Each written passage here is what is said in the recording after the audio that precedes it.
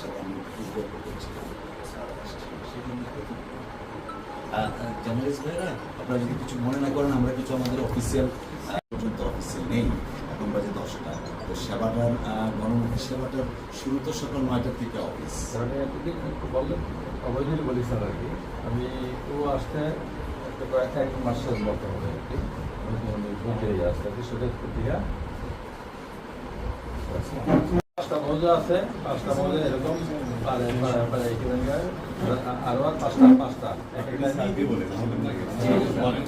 আমাদের স্যার আমি অবৈধ দিলে আমি বলি রাজস্ব সার্কুলের আন্ডারে আছে এই অফিসে স্যার আমি বুঝলাম আমার নাম মোহাম্মদ নাসিরুদ্দিন, ভূমি সরকারি কর্মকর্তা। স্যার আপনাদের সদয় নির্দেশনায় যতটুকু সম্ভব চেষ্টা করছে আজকে পর্যন্ত অফিসারে একটা গণমুখী এবং সেবামুখী করার জন্য, যেটা স্যার আপনি এলাকায় উপকৃত জনগণ আছেন আপনি জানলে হয়তো। অফকোর্স এক্সপিরিয়েন্সটা খুব আশাহত হয়েছে, বিকজ 9টার সময় অফিস খোলার কথা, 9:45টার সময় কর্মকর্তা দুইজন এসছেন, একজন এসছেন 9:45টা, আরেকজন 10টার পরে এসছেন ইন্সপেকশন শুরু।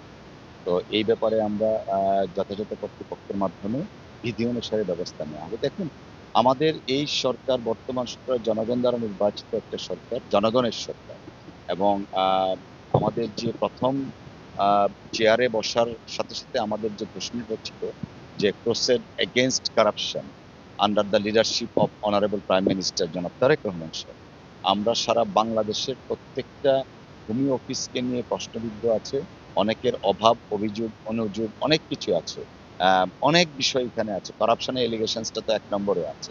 তো আমরা প্রধানমন্ত্রী জনাব তারেক রহমান সাহেবের নির্দেশে আমরা এই বিষয়গুলো অ্যাড্রেস করছি। আজকে এই ভূমি অফিস আমরা পরিদর্শন করেছি, কম বেশি রেগুলারিটিস আছে। আর সবচেয়ে বড় কথা যেটা, ভূমি অফিসের যারা সেবাদানকারী কর্মকর্তা থাকেন তাদের সাথে সেবা গ্রহীতাদের একটা ব্যাপক গ্যাপ কাজ করছে।